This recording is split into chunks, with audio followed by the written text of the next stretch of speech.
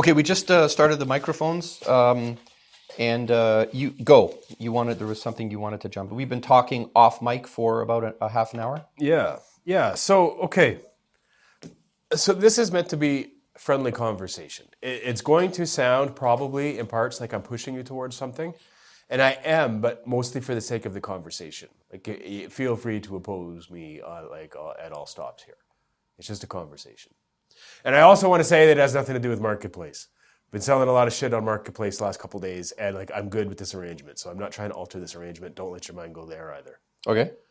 I've been thinking about it, and I feel strongly that you should return to Facebook. Oh,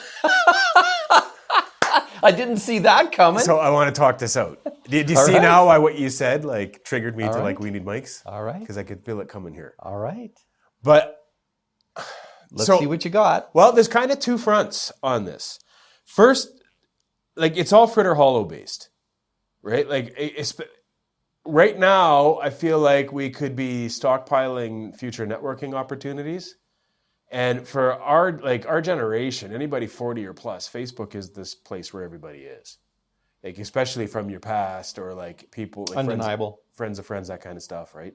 So you could be, just by being present there for a year, for the next year, you could be building a network that we might need one day. And then there's the day's going to come too where we're promoting things, where we're actively promoting. And again, for anybody 40 plus, Facebook or one of the companies they own like Instagram is the place to be for that. So I'm doing it, but I don't have the connects that you do and have had. So I just feel like that would be valuable. That's the crux of it. Okay. You didn't move the needle one nanometer. Yeah, I'm sure. But okay, well, let's talk it out. Why? I don't think you can oppose those points on directly. No, I can't. So you're 100% correct in your assessment, in your thinking, in your strategy. You're 100% correct. Yeah. So if it were a different person in this chair, we wouldn't even be having this conversation. We would be doing the things that you said we could be doing. Yeah. But it's not you, it's me. 100%. Yeah. But so I agree with your takes on we've had several conversations related to this topic. Mm-hmm. And I do agree with you. I just think that Facebook should be the exception. And for your own reasons too. You've got your own writing projects, your own sort of music project, your own reason to be able to advertise, for lack of a better word, potential services. You've got your own legacy concerns, all of that. I just think would be better served by having a Facebook presence. Well, I think it would. You're absolutely right. Right. But my end goal isn't connection. It's disconnection. And that's like swimming against the current. I'm trying to disconnect. I'm not trying to connect. And you end up on Facebook and all of a sudden you're barraged with people who haven't talked to you or seen or known where you've been for 25 years. And you have to deal with all that. That's true. I guess I didn't look at your end goal as disconnection. I looked at it as almost like a custom version of unplugging. I thought that. Yeah, that's maybe a better. Unplugging and disconnection. What's the difference? Well, when you say disconnect, I don't picture disconnecting electronics or disconnecting yourself from the internet. I think people. Oh, I see what you're saying. Okay. Yeah. Got it. I use the two terms interchangeably. Yeah, and they can be. Yeah, they absolutely can be. Yeah. I just don't. Yeah, I think people, and it's I've been out with you a couple times now in public, and you meet people that you know and stuff, and that strikes me. I'm like, well, these are the type of connections that we could use. Yeah. But and I look at it as being residue. It can be both. Buy another bottle of Goo Gone. This shit's sticky. Yeah, it can be both, for sure. Yeah. I don't know, maybe there's not the conversation here I thought there was. I didn't think you were going to do it, don't get me wrong. Yeah. But I thought they would be No, more. listen. Here, let me be clear about this. And it's not a case of you know, I don't even know the right words to use for this now. But I mean,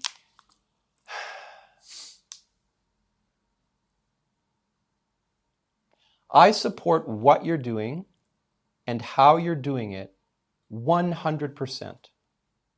Okay. Absolutely. My entire career is behind me in backing you.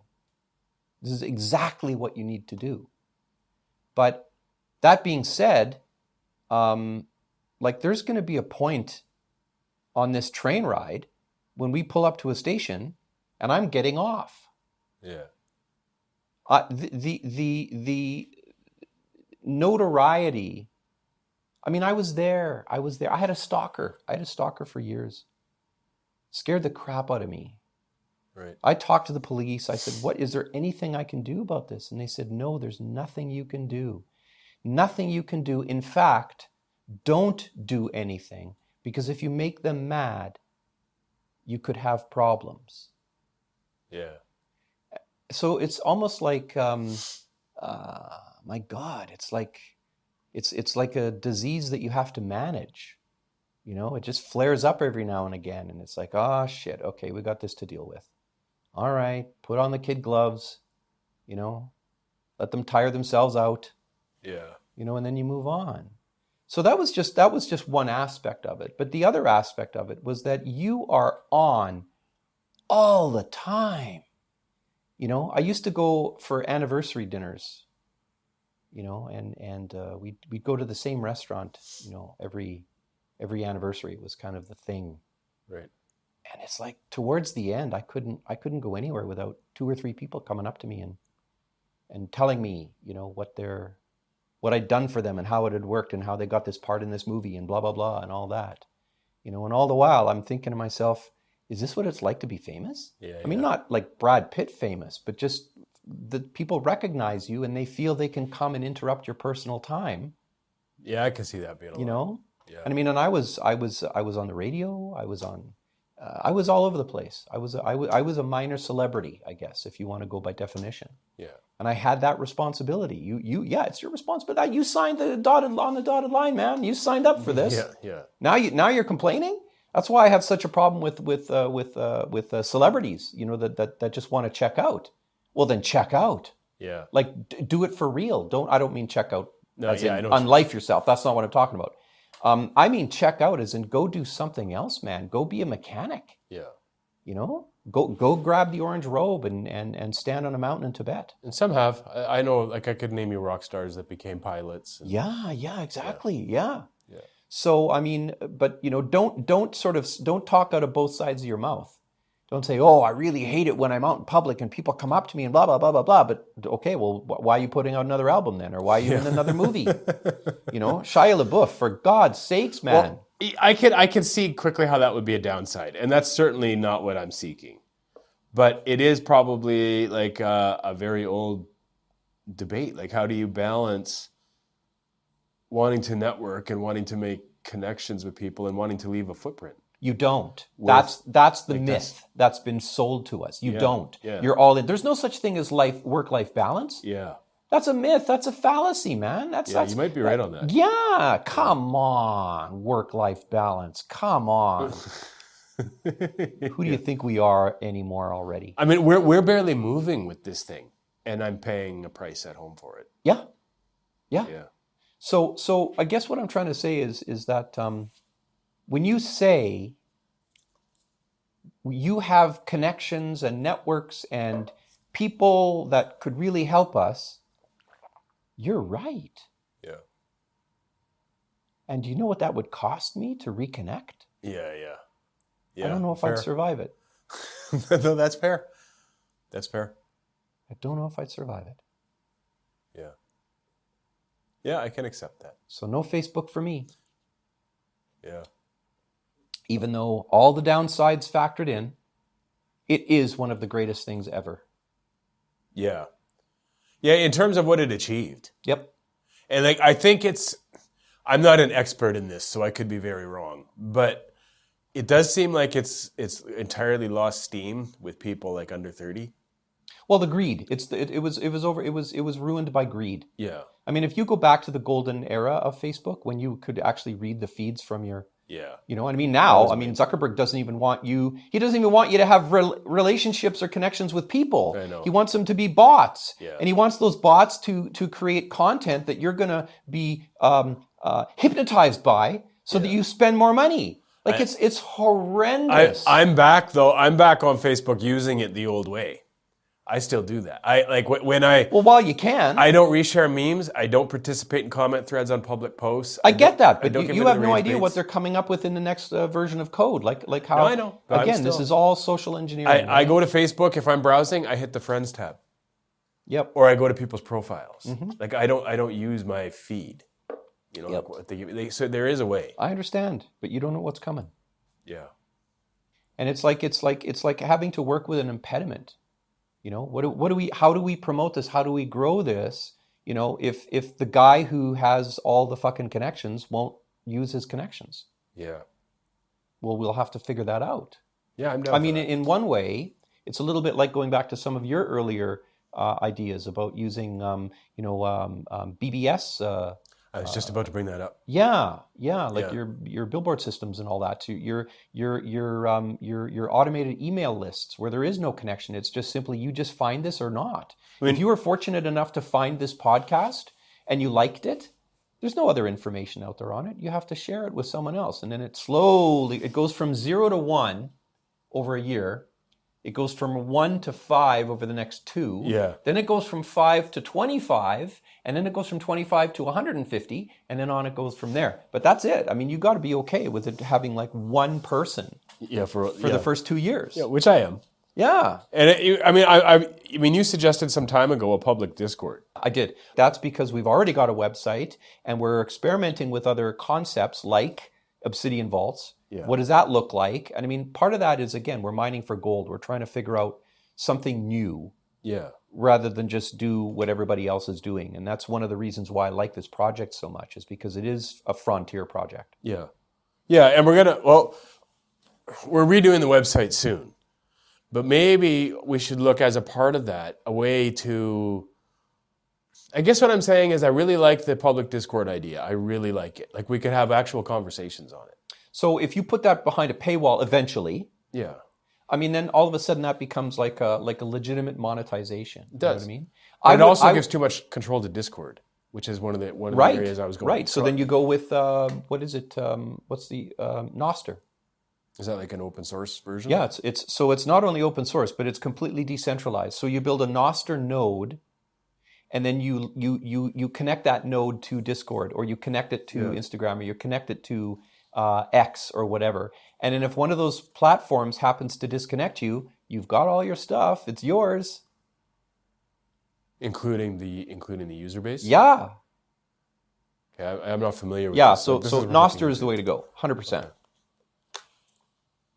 I mean, you know what? And then you essentially license.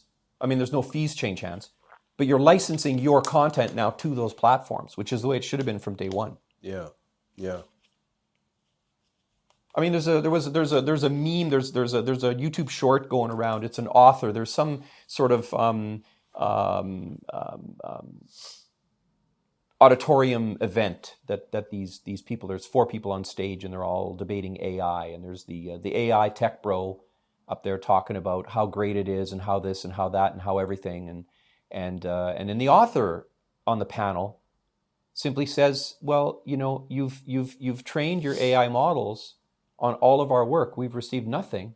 Why don't you share some of your profit with us?" Yeah. And he just like a clam slamming shut. It was just unbelievable. Of course, the audience just erupted in applause.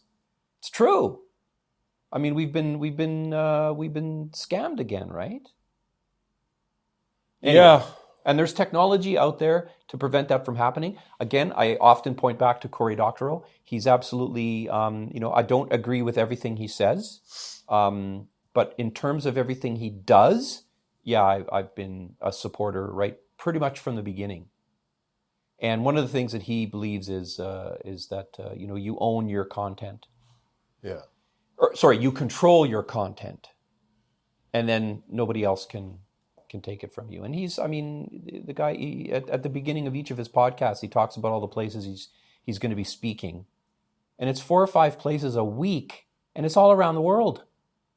Like, I don't know if you could measure success any better than and he's a guy who gives away his novels for free, chapter by chapter. And people read it online, and then they go and buy a hard copy because they've fallen in love with it. Yeah, that's cool. So there's ways. There's people out there that are doing it, and there's ways for it to be done. You need to dig a little bit deeper to find them, though, because the algo doesn't promote those people. Of course. That's right. And we have to decide, too, like, there's a balance between it being accessible to the majority and being valued by, like, your core group.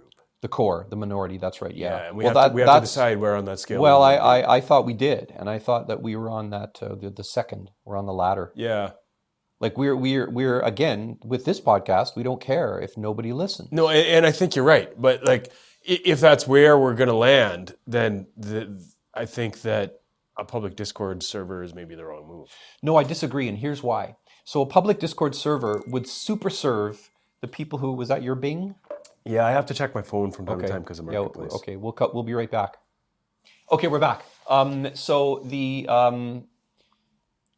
here's so a public Discord server super serves that minority that you were talking about earlier. Yeah. And here's how. Let's say we're talking about, I don't know, such and such author. Let's say Cory Doctorow. Here's a good example now. We were just talking about Cory Doctorow. Well, I could put a link on the Discord about Cory Doctorow. And then if somebody's really interested, they could go to the public Discord channel. They could look at this episode, and then they could find all my notes on Cory Doctorow. And I can say way more on a Discord server than I can in this podcast, because I don't have to worry about being edited. I don't have to worry about, anything. I can just blah, blah, blah. I can put in 15 links. Oh, and here's my favorite novel he ever wrote. And here's my favorite collection of short stories that he's done. And here's my favorite picture of him. Here's the time I met him in Chapel Hill, North Carolina. Blah, blah, blah. Right? Yeah. And now all of a sudden, I've just supremely geeked out on Cory Doctorow. And somebody who is not a fan yet might become a fan that way. Now we're super serving the tiny number in ways that could grow it into huge numbers, but we haven't gone through the algo. Yeah. Yeah, okay. You and I can debate something. We can say, oh, dude, I'm not going there. I'll meet you on the Discord. Yeah. And then we can hash it out on the Discord, much like what we do already. Yeah. Only that now could be open to whoever's, And I mean, again, you run that for a while for free. And when it gets a point where it becomes really, really valuable, then you start charging for it a little bit. And the people I would pay to be on someone's Discord channel before I would support them on Patreon to make their content. Yeah. Yeah, so would I. Yeah. And I've seen versions of that, just not with anything quality. Like I'm aware of like some YouTube drama type YouTube channels that monetize that way. If you become a member on YouTube, you get access to their Discord. Yeah. See, I would do it the other way around. I've seen, yeah. Okay, that was excellent, by the way. I love that you brought that up, and I love your thoughts on that, and I really appreciate your trying to get me back on Facebook. I mean that. I don't. We are going to shut the mics down for a minute and come back. Okay, sounds good. Okay, so we're back, and I was gonna. When the mics were off, we had a little conversation, and I called you. I said, "You're in the Star Trek universe. Right. You're Captain Kirk. You're totally Captain Kirk." And so we had that little thing. Can I add too on that? Yeah. Without giving specific names, the reason that I kind of accepted that a little bit is because I've had comparisons with somebody else who I don't want to name here, and I've observed that no matter what happens, I'll scan for opportunity and they'll scan for threat. Yeah. And I realized about myself there that, and I think that's too of why I've paid a price for that over the course of my life. Sure. Because I don't scan for the threat. Sure. And I get it. There's a price to be paid. Yeah. But yeah, interesting. Okay, and so then I asked you, said, okay, who am I in the Star Trek universe? And you said, oh, you wanted to wait till the mics came back on. So, So that was it. And you said? As, my first thought was definitely Montgomery Scott. Yeah. Yeah. Yeah. You've got a lot of, but there's also pieces of other things. Like I do see some Chekhov in you. I do see some Spock in you. Yeah. It was Bones is where I kind of dropped. I don't see a lot of Bones in you. Yeah. First engineer, Montgomery Scott, at your service, sir. He was the best character in a lot of ways. He was fun. Yeah. Yeah, he was very fun. And then Simon Pegg, who played him in the in the J.J. Abrams reboot, Yeah. I thought did a really good job. That was just well cast, period, I thought. It was. Too bad it wasn't well written. Yeah. I wanted to know how the TJP Timeline interview went. Or So if you started it. that's going to be a series of Yeah. interviews. We did the first one. Okay. We did the first one, and it went well. Got him up to basically 22 years old or so, which is the time that he and I parted ways, and that's actually where we left it. So Okay. that was good. I've talked to him once since then, but he'd had some developments in his life that we talked about instead. So we're going to have to resume the timeline probably Okay. next Yeah, no, call. I think it's that's- going to be another couple calls just to building timeline. Yeah, and I think you're doing it 100% right. Like, that's Yeah. excellent. And I had an interesting idea that I pitched him and he's on board with. Okay. One of the things that bothered me when I started this project is the first couple of calls I had with him, which was before the project occurred to me, I didn't record. Why would you? I'm reconnecting with a long lost friend. yeah, right? yeah. Like I'm not going to record it. But Right. he told some really good stories that were in part so good because they were his first time telling somebody who hadn't heard them. And I was like, I wanted to recreate that. So I had this idea. There was actually a third friend back when we all ran together back as kids, who him and Josh haven't spoken in 30 years too. And I've been trying to reconnect with that third friend independently anyway. So I asked Josh, I'm like, what if I got a group call and you could tell these stories again? Like it would just come up as part of a reconnection. We could capture it. And so Josh was totally on board with that. So now I just got to run it by the third friend, Okay. who's on vacation for a week. So that'll be a little bit of work, but I'm Very hoping exciting. that happens. Yeah, very exciting. And it is exciting because when you're working on these projects, you don't know where it's going to take you. Yep. And now all of a sudden I'm involving possibly a third person in a group call. Yep. Yep. Like, very exciting. Yeah. Yeah. I love it. Yeah. All right. So we've been using ChatGPT. Let me back up. You have been using ChatGPT Yeah. for the Facebook Marketplace stuff. Describe that. You know, Blew my mind. I have to admit, even I didn't go into this marketplace idea with the intention of using ChatGPT, and I don't know how I didn't because I'm wired that way. I should have. You should have, yeah. But we came here the first day and we put all the items we were going to sell on a table and we photographed it. And Yeah. I went home with the intention of going through the photographs, probably having to talk to you a bunch to sort out what we were going to charge and what these things were. Yeah. But then it occurred to me I should just put one photo through ChatGPT and see what it can do. So I put a picture of one of the items through ChatGPT and basically said, identify this, find out the going rate in the used market in Canada, and rate me an ad using like sort of the middle of the road pricing. And it fucking did it. And I did that for all the items. And in like half an hour, I posted a dozen things for sale, and I didn't know what half the items were going in. Like it was instant. Like it recognized everything from the photos, priced it, wrote the ad, tailored for marketplace. I don't know what else to say, man. Well, and as somebody who used to spend, who used to get paid to write advertising copy, the ads are written They're great. They're phenomenal. They're concise. They're short. Oh, they're a bit vibey. Like it's just Yeah. like it's like, oh my God, this has nailed it. And like marketplace is one of the things that we just don't need our own personal human touch on. Agreed. We just don't fucking need it. Agreed. It's what- transactional. Right. That's it. Yep. So your time is better spent elsewhere. Your energy is better saved for something else. I couldn't agree more. Yeah. Yeah. So anyway, that was really phenomenal. So I had a bit of an idea. I don't get many of them, but every now and again, and that's that. So I've been doing the transcription for you for Davinci using Davinci Resolve. Right. The transcription for the phone calls. Josh project. Yeah. And I thought to myself, well, why don't I use it for myself? Like I've never used it for myself. And I thought, okay. So I grabbed a recorder and I told a little story. And then I put the audio, I dropped it onto Davinci, my own project file. And then there it was, it spit it out. And it's like, oh my. So I copied and pasted the transcript into my text editor and then I edited it, right? I didn't go all the way and put it into ChatGPT, but I did the editing. And I was pretty pleased with how that came out. Yeah. But what I realized then through that process is two things. Is the act of typing, which I was pretty good. I took typing in high school. I thought 45 words a minute, I think. And but that was back on the old, like the electric typewriters, right? Yeah. Where I mean, I don't know now with the modern keyboards if I'd be any faster, but I mean, 45 words a minute is still that's faster than or it's as fast as I talk, basically. But there's something about the conversion between a thought in your mind and an action with your fingers that then, the latency involved in the character showing up on the screen that I'm very, very comfortable with. Yeah. So if I'm working out thoughts, I tend to type better than I speak right now. If I speak thoughts, it's just all over the place. It's a mess, right? All of my Toastmasters training is gone.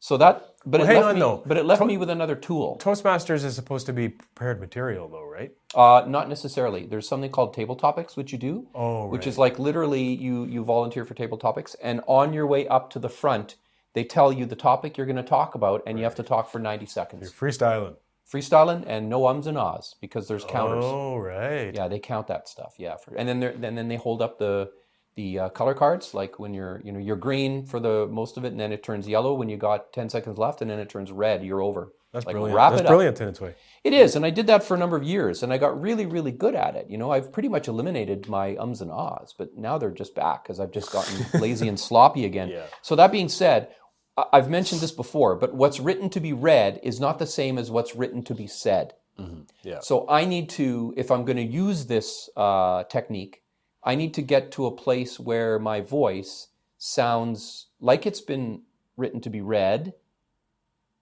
with a touch of written to be said in it. So, and then I sent you that little blurb, that little excerpt. Yeah. And on the Discord. I appreciated what you wrote too, because it didn't exactly end there, but it started from like a little bit of an inner world perspective. That little bit you wrote. Well, it's from my memoir. Yeah. Yeah. Yeah. Yeah. And I appreciate that. So the next thing I wanted to talk about was inertia. So inertia is, a lot of people think inertia is just like you're stuck, you're in a state of stasis. Right. But inertia is actually the state of continuity. So in other words, if you're in motion and you're not stopping, that also is inertia. I've always kind of pictured it as the direction you're moving without effort. Yeah, so in physics, when I was studying this, it would be like a steel ball bearing in space. You know, and if you gave it a bird kick with your FU finger, and knocked it off towards another star after that system. point, after that contact, it's inertia. Well, it was in inertia before you hit it, right? And now it's in inertia again, as long as it doesn't change, right? Yeah. So both of those states can be considered inertia, right? So now just disregard all of that. Okay. There's a feeling of movement being in a state of being moving, and maybe it's part of the acceleration curve. But then there's also a state of being stuck, and these are not necessarily physically moving and stuckness, or movement and stuckness, but psychological movement and stuckness. So I don't know if inertia would apply here, but I certainly feel these last 2 weeks now a tremendous amount of movement, and my analogy is like the wind has filled my sails now all of a sudden. Instead of being just dead stopped in the middle of the water, nothing moving, to now actual motion. I don't know. Have you ever been on a sailboat? Not as a kid. Okay, as a kid. Well, but you remember now when the wind fills the sails and it starts to accelerate and there's no sound of a motor. Yeah. Man, your heart jumps up into your throat. Like that's a thrilling experience. Yeah. That's what I'm feeling right now with that's with a good, all of this movement. Yeah, I can relate to that somewhat. Yeah. I feel a need to I'm a list maker. I make lists of, everything. I've got lists for everything. And I don't mean to-do lists. I mean lists like, here's my favorite 10 songs, and my favorite movies, and my favorite books, and my favorite authors, and my favorite blah, blah, blah. I need to do that more. That's awesome. Yeah, and it's just fun. But every now and again you realize, well, that's getting a bit stale. I need to update that. Yeah. And what I realize now is really stale is my list of media. The YouTube channels that I subscribe to, the podcasts I listen to, and other things.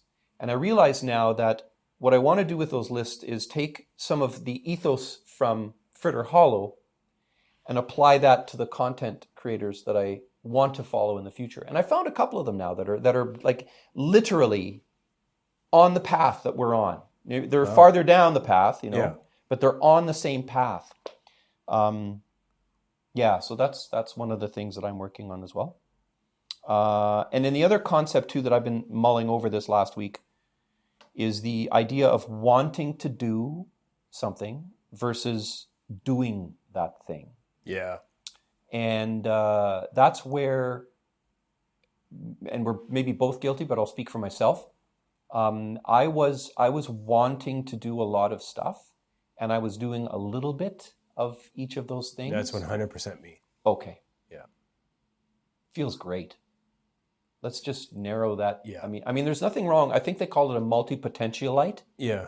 There's nothing wrong with being having a lot of curiosity, right? No, this is part of the driving it's so factor. easy to get stuck there. Where you're dividing yourself up into such small, divisions that there's really nothing effective. You never get to the flow state. Yeah. Because it's like, oh, well, that 20 minutes is over. Now it's time for me to start doing this. And it's like, well, what? And it's so time consuming. No space for play. It takes a lot of time to even get somewhat proficient at many things. That takes so long to get to that place. Like if you're focused just on one thing, you can get, proficient enough fairly quickly. And then from there, it's the long road to mastery. Yeah. But if you have several things, just to get like somewhat proficient with several things takes a lot of fucking time. Yeah. And then it's confusing. You're like, okay, what now? So in my work world, and I remember this day, it was shortly after what we called Black Friday back in the broadcasting days, when they fired like 11 people out of the newsroom and several of the sales support people and all that to collect their salaries to bring in a big name morning show person for the morning show. Right. During a ratings war. And we were all in the boardroom, those of us who survived, and we were told now that there's this new thing called multitasking. Yeah. And if you wanted a future in broadcasting, you had to learn to multitask. And there were several of the older folks who really pushed back hard on that. Yeah. But I was a bit shell-shocked, as a matter of fact. I'm going, multitasking? Like what? Right? Because, up until that point, you did one thing and you got a nice salary for that one thing and you had your weekends off or whatever, if you had the weekend shift and you got Monday and Tuesday off, whatever it happened to be. But, life went on. But now all of a sudden, for the same amount of money, you're going to have to do this, and this. And it's like, okay. But I was in my very early 20s. I might have been 23, actually. And this was the new way now. This was the world. This was multitasking. And I've been working that way for my entire life. And I've finally rejected it. I was just going to say, multitasking might be my most hated word in the English language. Oh, it is one of mine. It doesn't exist. It's a fucking fallacy. It is a fallacy. Yeah. Because now this brings me into my last point now, it's my analogy for the last couple of years. Like it's taken me a long time. It's not just overnight that I've said, I don't want to multitask anymore. This has been me over the last, probably several years actually, but certainly the last 2. It's the changing hats syndrome or condition or whatever you want to call it. And it's one thing to say, well, I'm going to switch now from editing audio to editing video, or I'm going to edit a script now. That's changing a hat, and when you're changing all these hats constantly, like your hair is totally messed up, man. 100%. It does have value, and I could name that value. Like the hat changing does have value, but you're delusional if you think that I think it has short-term value. Yeah. Like if you got one person, for instance, you're a one-person shop and you can do everything, which was me. Yeah. Well, great, I can do everything. I don't have to hire anybody. Well, and you get the macro view. You get to see how things piece together. Well, sure, and yes, and that one informs the next, and that informs the next. You learn things from one area that apply to another. I'm a really good shooter because I'm a good editor. Yes. Like I'm shooting already with being editing in mind, right? Having the editing. And there's even higher level stuff. Like I've said this before. I learned from studying poker, I learned how to not be results oriented and to focus on process. And that has served me in so many different areas. Yep. So yes, like there is advantage to the hat switching. Yep. But like as far as multitasking, like I think computers are one of the areas that have popularized that term. Yep. Computers don't fucking multitask. They task switch super quickly. That's right. So it creates the illusion for us. So they don't even do it. That's right. So if something as quickly calculating as a fucking computer can't pull off true multitasking, we can't. Amen.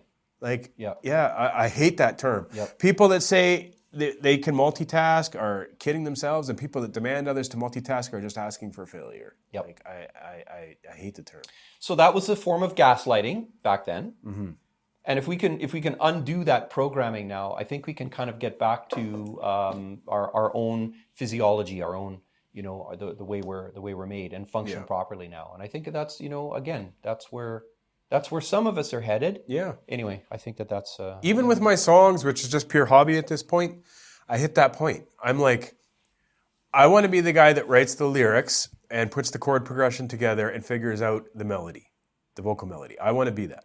I ended up having to writing licks because I couldn't find anybody else that wanted to commit to the project, and I wanted some licks. So I ended up that was a need. That was out of necessity. It wasn't even really what I wanted to do. It was but beyond that now, anything I develop is going to be, I'm going to work with somebody else who develops it. If I want to put it to beats, if I want to record it, if I want it mixed, I'm not doing any of that shit.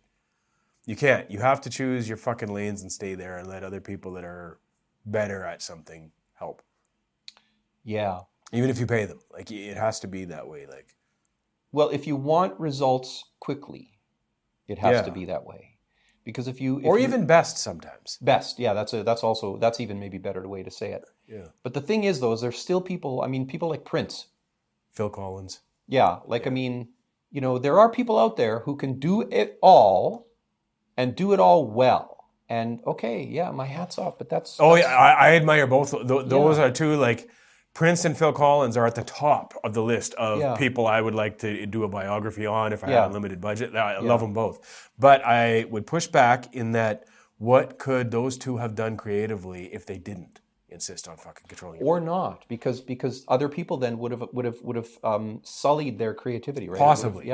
Possibly. Yeah. But if the decisions were left with them, if the end decision was always left with them and they were, like, I don't know, I just think they could have gone a lot further. I mean, yeah, that's a... Prince was his own worst enemy, too. Prince has, for every song Prince released, he had 20 in a vault. Yeah.